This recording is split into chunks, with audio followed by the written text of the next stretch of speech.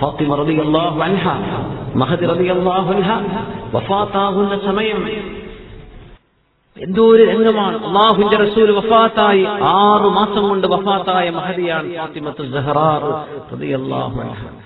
അലി റളിയല്ലാഹു അൻഹു വീട്ടിലേക്ക് കയറി വന്നപ്പോ എന്നും സലാം പറഞ്ഞ് സ്വീകരിക്കുന്ന അവിടുത്തെ പ്രിയപ്പെട്ട ഭാര്യ ഫാത്തിമ റളിയല്ലാഹു അൻഹ വീടിന്റെ വാതിൽക്കൽ വരുന്നില്ല. അലി റളിയല്ലാഹു അൻഹു സലാമൊക്കെ പറഞ്ഞ് അകത്തേക്ക് ചെന്നു നോക്കുമ്പോ ഹസൻ ഹുസൈൻ റളിയല്ലാഹു അൻഹുമ ഇവിടുത്തെ 2 മക്കളെ ഹസൻ എന്നവരെ വലത്തെ കാലിലും ഹുസൈൻ എന്നവരെ ഇടത്തെ കാലിന്റെ തുടയിലും ഇരുത്തിയിട്ട് മാറി മാറി ചുംബിച്ച് സങ്കടപ്പെട്ട് എന്റെ മക്കൾക്കിനി നാളെ ആരാണ് വസ്ത്രം ഉടുത്തു തരിക, എന്റെ മക്കളെ നാളെ ആരാണ് കുളിപ്പിക്കുക, എന്റെ മക്കൾക്ക് നാളെ ആരാണ് ഭക്ഷണം തരിക എന്ന് പറഞ്ഞിങ്ങനെ മാറി മാറി. അപ്പൊ അലി റളിയല്ലാഹു അൻഹു ചോദിച്ചു, ഫാത്തിമ നിങ്ങൾ എന്താണ് ഈ പറയുന്നത്, എന്ത് പറ്റി നിങ്ങൾക്ക് എന്ന് ചോദിച്ചു പുന്നാര ഹബീബിന്റെ മകളോട് ഫാത്തിമ റളിയല്ലാഹു അൻഹയോട്. നബി തങ്ങൾ വഫാത്തായതിൽ സ്വഹാബത്തിന് അങ്ങേയറ്റത്തെ ഷോക്ക് ഉണ്ടായ സംഭവം ഹബീബിന്റെ വഫാത്ത്. നിന്ന ആളുകൾക്ക് ഇരിക്കാൻ പറ്റാതായി, ഇരുന്നോർക്ക് എഴുന്നേൽക്കാൻ വയ്യ, കടന്നോർക്കൊന്നും ഇരിക്കാൻ വയ്യ, അങ്ങനെ സ്വഹാബത്ത് തളർന്നു പോയ സംഭവമാണ് ഹബീബിന്റെ വഫാത്ത്. അന്ന് അലി റളിയല്ലാഹു അൻഹു മാത്രമാണ് ഒരൽപ്പം ഒരാശ്വാസം. എന്തേ? ഹബീബിന്റെ ചിരി പോലത്തൊരു ചിരി കാണാൻ അത് ഫാത്തിമ റളിയല്ലാഹു അൻഹയുടെ ചിരി മതി. ഹബീബിന്റെ ആ പുഞ്ചിരി പോലത്തൊരു പുഞ്ചിരി കാണാൻ അത് ഫാത്തിമ റളിയല്ലാഹു അൻഹയുടെ മുഖത്തുണ്ട്.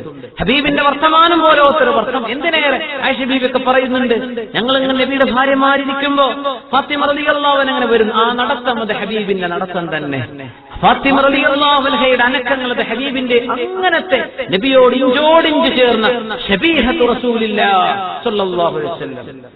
ആ മകളാണ് ഫാത്തിമത്തു സഹ്റാ റളിയല്ലാഹു അൻഹ. അലി തങ്ങൾ ചോദിച്ചു, ഫാത്തിമ എന്തേ നിങ്ങൾ ഈ പറയുന്നത്? പറഞ്ഞു, റഅയ്തുൽ ബാരിഹത അബി മുഹമ്മദൻ സ്വല്ലല്ലാഹു അലൈഹി വസല്ലം. ഇന്നലെ രാത്രി എന്റെ ഉപ്പ റസൂലുള്ളാഹി സ്വല്ലല്ലാഹു അലൈഹി വസല്ലം തങ്ങളെ ഞാൻ കണ്ടു സ്വപ്നത്തിൽ. വാപ്പനോട് പറഞ്ഞു, ഇന്നാ മുസ്താഖൂന ഇലാ ലിഖാഇകി യാ ഫാത്തിമ, ഫാത്തിമ നിങ്ങൾ വരാൻ ഞങ്ങളൊക്കെ കൊതിച്ച് കാത്തിരിക്കുകയാണ്. വഉൻതദിറൂന ഖുദൂമകി, നിങ്ങളുടെ വരവും പ്രതീക്ഷിച്ച് ഞങ്ങൾ ഇവിടെ ഇരിക്കുകയാണ് ഫാത്തിമ, മോള് വരുന്നില്ലേ എന്ന് വാപ്പ എന്നെ വിളിച്ചിട്ടുണ്ട്. നാളെ എനിക്ക് ദുനിയാവിൽ നിന്ന് പോവുകയാണ്. എത്രയാ വയസ്സ് ദുനിയാവിൽ നിന്ന് മരിക്കുമ്പോൾ ഫാത്തിമ ബീവിക്ക്? 24 വയസ്സാണ്. 24 വയസ്സാണ്. അത് ഹബീബ് ആകെ പറഞ്ഞിട്ടുണ്ട്, അവ്വലുകുന്ന ലഹാഫൻ ബി അസ്വലുകുന്ന യദാ, നിങ്ങളിൽ ഏറ്റവും സ്വതക്ക ചെയ്യുന്ന ആളാണ് എന്റെ കൂടെ ആദ്യം വരിക. നിങ്ങൾ സ്വകാര്യം പറഞ്ഞില്ലേ?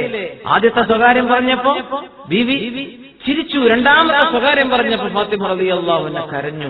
സുബ്ഹാനല്ലാഹ്. ആയിഷ ബീവി ചോദിച്ചു, എന്തേ റസൂൽ തങ്ങൾ നിങ്ങളോട് പറഞ്ഞ സ്വകാര്യം എന്താ? പറഞ്ഞു, വാപ്പ പറഞ്ഞ സ്വകാര്യം ഞാൻ പറയൂല. അങ്ങനെ പറയാനുള്ള തന്റെ ഇടം നിങ്ങൾക്ക് വേണം. സ്വകാര്യതയാണ്. വാപ്പ സ്വകാര്യം പറഞ്ഞത് ഞാൻ പറഞ്ഞുതരില്ല. ആയിഷ ബീവിയോട് റളിയല്ലാഹു അൻഹ ഉമ്മാന്നാ വിളിക്കുക ആയിഷ ബീവിയെ. ആയിഷ ബീവി ഫാത്തിമ ബീവിയെക്കാളും 5 വയസ്സ് താഴെയാണ്.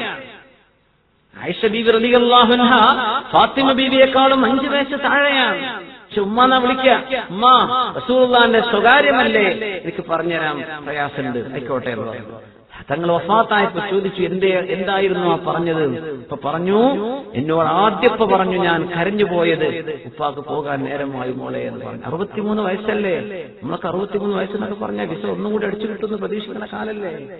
വലിയ സമയമൊന്നും ആയിട്ടില്ലല്ലോ അല്ലേ? തങ്ങളപ്പോ പറഞ്ഞു പോകാൻ, ഉപ്പാക്ക് പോകാൻ സമയമായിട്ടുണ്ട് മോളെ. അപ്പോൾ മഹദി റളിയല്ലാഹു അൻഹു കരഞ്ഞു. പിന്നെ ഉപ്പനോട് പറഞ്ഞു, മോളെ നിങ്ങൾ സ്വർഗീയ യുവതികളുടെ നേതാവായിരിക്കും. പിന്നെ എന്നോടൊരു കാര്യം കൂടെ പറഞ്ഞു, കുടുംബത്തിൽ ആദ്യമായിട്ട് എന്റെ കൂടെ ചേരാൻ പോകുന്നത് മോളായിരിക്കും. ഇത് പറഞ്ഞപ്പോൾ മഹദി റളിയല്ലാഹു അൻഹു സന്തോഷിച്ച് ചിരിച്ചുവെന്ന് സ്വഹീഹായ ഹദീസിൽ രേഖപ്പെട്ടിട്ടുണ്ട്. നമ്മളൊക്കെ ആണെങ്കിൽ ആദ്യത്തിൽ കരയും, രണ്ടാമത്തിൽ പൊട്ടിക്കരയില്ലേ നമ്മളല്ലേ? ആദ്യമായിട്ട് മരിക്കാൻ പോകുന്നത് മോളാണ്. അത് സന്തോഷിച്ചവരാ ഫാത്തിമ റളിയല്ലാഹു അൻഹ.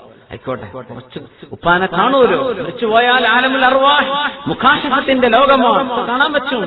അവിടെ പിന്നെ മറകളൊന്നുമില്ല. മരിച്ചുപോയവർ അങ്ങോട്ടും ഇങ്ങോട്ടും കാണുന്നല്ലേ? അങ്ങനെ 6 മാസമാണ് ഈ കഴിഞ്ഞിരിക്കുന്നത്.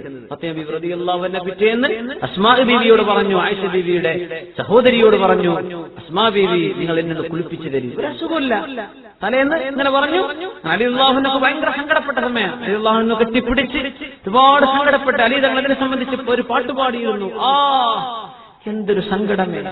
ലികുല്ലി ജിസ്മാഇൻ മിൻ ഖലീലൈനി ഫുർഖതു വകുല്ലു الذي دون الفراق قليل. എല്ലാ കൂട്ടുകാർക്കും പിരിയേണ്ടി വരും. ഇണപ്രാകളെ പോലെ കഴിഞ്ഞാലും പിരിയുക തന്നെ വേണം, പിരിയുക തന്നെ വേണം.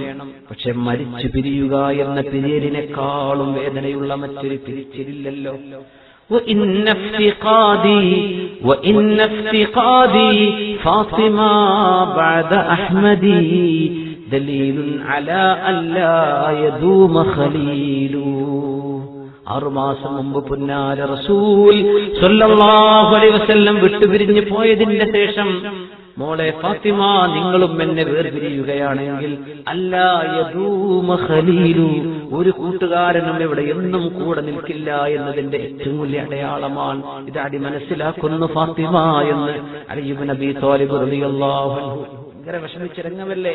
ചെറുപ്പകാലത്ത് മരിക്കല്ലേ, ഒരു അസുഖമല്ല. തങ്ങൾ പറഞ്ഞതാ പെട്ടെന്ന് എന്റെ അടുത്തേക്ക് വരുന്നത് മോളായിരിക്കും. ഇനിയാണ് സംഭവം. അസ്മാ ബീവിയോട് പറഞ്ഞു, അസ്മാ ബീവി എന്നെ കുളിപ്പിച്ചു തരുന്നു. ശരിക്കൊന്ന് കുളിച്ചിട്ട് ഇങ്ങനെ ഇരിക്കാൻ പറഞ്ഞു. അസ്മാ ബീവി, ഞാൻ മരിക്കും, ഞാൻ ഇന്ന് മരിക്കും.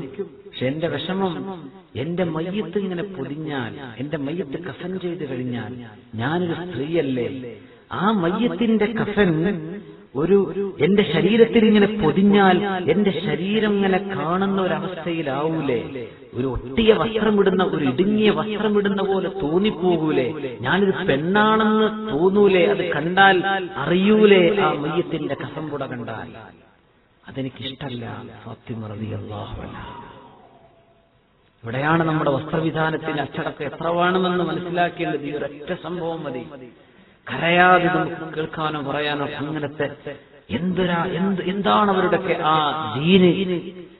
ജീവിതകാലത്ത് കൊടുക്കുന്ന വസ്ത്രത്തെക്കുറിച്ചല്ല, എന്നെ കഫൻ ചെയ്താൽ എന്റെ ശരീരത്തിലേക്ക് വസ്ത്രം കിട്ടി ചുരുട്ടിക്കഴിഞ്ഞാൽ അതെന്റെ ശരീരത്തോട് ചേർന്ന് കിടക്കൂലേ?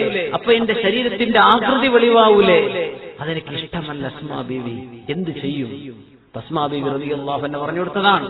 എത്യോപ്യക്കാർ ചെയ്യുന്നൊരു പണിയുണ്ട്, ഹബശക്കാർ. അവര് മയ്യത്തിനെ ഒരു പായയിൽ പൊതിഞ്ഞിട്ടാണ് കൊണ്ടുപോവുക. കഫന്റെ പുറമെ ഒരു പായയിൽ പൊതിയും. എന്നാൽ എന്നെ അങ്ങനെ ചെയ്താൽ മതി എന്ന് ഫാത്തിമ റളിയല്ലാഹു അൻഹ. സുബ്ഹാനല്ലാഹ്. അങ്ങനെ ആദ്യമായി അങ്ങനെ ഒരു ആചാരം ദീനിൽ നടന്നത് ഫാത്തിമ റളിയല്ലാഹു അൻഹയ്ക്ക് വേണ്ടിയിട്ടാണ്. ഫാത്തിമ ഒന്നുകൂടെ പറഞ്ഞു, എന്റെ ശരീരം തൊടാനും അത് കാണാനും ദുനിയാവിൽ അള്ളാഹു അനുവദിച്ചത് എന്റെ ഭർത്താവ് അലി റളിയല്ലാഹു അൻഹുവിനെയാണ്. അതുകൊണ്ട് എന്നെ കുളിപ്പിക്കേണ്ടത് അലി റളിയല്ലാഹു അൻഹുവാണ്, വേറെ ആരും എന്നെ കുളിപ്പിക്കണ്ട എന്ന് ഫാത്തിമ റളിയല്ലാഹു അൻഹയുടെ വസിയത്തുണ്ടായിരുന്നു. ഭർത്താവിന് ഭാര്യയെ കുളിപ്പിക്കാം, ഭാര്യയ്ക്ക് ഭർത്താവിനെ കുളിപ്പിക്കാം. ഒന്നും മുറിയില്ല, മയ്യത്തിന്റെ ഒതു മുറിയില്ല. ജീവിതകാലത്താണത്. സുബ്ഹാനല്ലാഹ്. ഇത് കണ്ടിട്ട് ആയിഷ ബീവി റളിയല്ലാഹു അൻഹ പിന്നെ പറഞ്ഞിട്ടുണ്ട്, പടച്ചോനെ, അത് ഞങ്ങൾ അത്ര ചിന്തിച്ചു പോയില്ലല്ലോ. അങ്ങനെയെങ്കിൽ ഹബീബായ നബി തങ്ങളെ ഞങ്ങൾ ഭാര്യമാരെ മാത്രമേ കുളിപ്പിക്കുമായിരുന്നുള്ളൂ എന്ന് ആയിഷ ബീവി ഇതിനെ സംബന്ധിച്ച് പിന്നീട് പറഞ്ഞിട്ടുണ്ട്. സുബ്ഹാനല്ലാഹ്. നമ്മൾ മനസ്സിലാക്കേണ്ടത്, ജീവിതകാലത്ത് കൊണ്ടു നടക്കുന്ന നമ്മുടെ ഒരു പെണ്ണിന്റെ അച്ചടക്കത്തിന്റെ ഏറ്റവും അങ്ങേയറ്റം ഫാത്തിമ ബീവി റളിയല്ലാഹു അൻഹ അവരാണ് നേതൃത്വം കൊടുക്കാൻ പോകുന്നത്. ആ നേതൃത്വത്തിന്റെ കീഴെങ്കിൽ എത്തണമെങ്കിൽ നമ്മുടെ ജീവിതത്തിന്റെ അച്ചടക്കം എവിടെ മുതൽ തുടങ്ങണം, എത്രത്തോളം വേണമെന്ന് ഓർക്കാൻ മാത്രം പറഞ്ഞതാണ്. അതൊക്കെ കഴിഞ്ഞുപോയ ചരിത്രങ്ങൾ. നമ്മളൊക്കെ അങ്ങനെ ഒരു ഘട്ടത്തിലേക്ക് എത്തിപ്പെടുമ്പോൾ അല്ലാഹു സുബ്ഹാനഹു വ തആല മരണമൊക്കെ നമുക്ക് റാഹത്താക്കി നൽകുമാറാകട്ടെ. നമ്മുടെ പാപങ്ങൾ കാരണം കലിമ ചൊല്ലാൻ തടസ്സമാകാതെ അല്ലാഹു കാക്കുമാറാകട്ടെ. ലാ ഇലാഹ ഇല്ലല്ലാഹ് ചൊല്ലി മരിക്കാനുള്ള മഹാഭാഗ്യം അല്ലാഹു നമുക്കൊക്കെ നൽകുമാറാകട്ടെ.